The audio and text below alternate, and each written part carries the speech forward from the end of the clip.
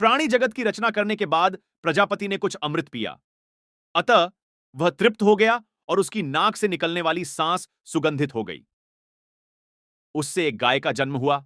सुगंध से जीवित गाय उत्पन्न होने के कारण उसका नाम सुरभि रखा गया। यही सुरभि गौवंश की पूर्वज है। भगवान ब्रह्मा सुरभि की तपस्या से प्रसन्न हुए और उन्हें अमृता प्रदान की और उन्हें त्रिलोक से ऊपर का लोक अर्थात गोलोक प्रदान किया। सुरभि गोलोक में रहती हैं और उनकी बेटी पृथ्वी पर रहती है।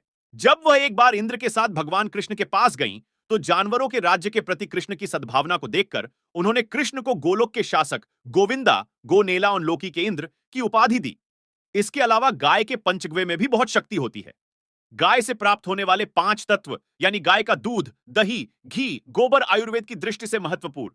क्या यह माना जाता है कि सुरभि गाय ने स्वर्ग प्राप्त करने के बाद समुद्र मंथन के बाद फिर से पृथ्वी पर जन्म लिया था? गीता में भी श्री कृष्ण ने कहा, गाय में धनु गाय में हो, शास्त्र में हो। यह कहा गया है कि धन देवी लक्ष्मी माता गाय के रूप में पहले आ गए, इसलिए उसके गोबर में लक्ष्मी का वास होता है। कपिल मुनि के शाप से जले हुए 60,000 पूर्वजों की राख का पता राजा रघु लगा ना सके, तब ये गुरु वशिष्ठ के पास आ गए। गुरु ने दया करके उनकी आंखों में नंदिनी गाय का मूत्र दिया और उन्हें दिव्य दृष्टि प्राप्त हो गई। वह अपने पूर्वजों की दबी हुई राह पत्ता लगने में समर्थ हो गई।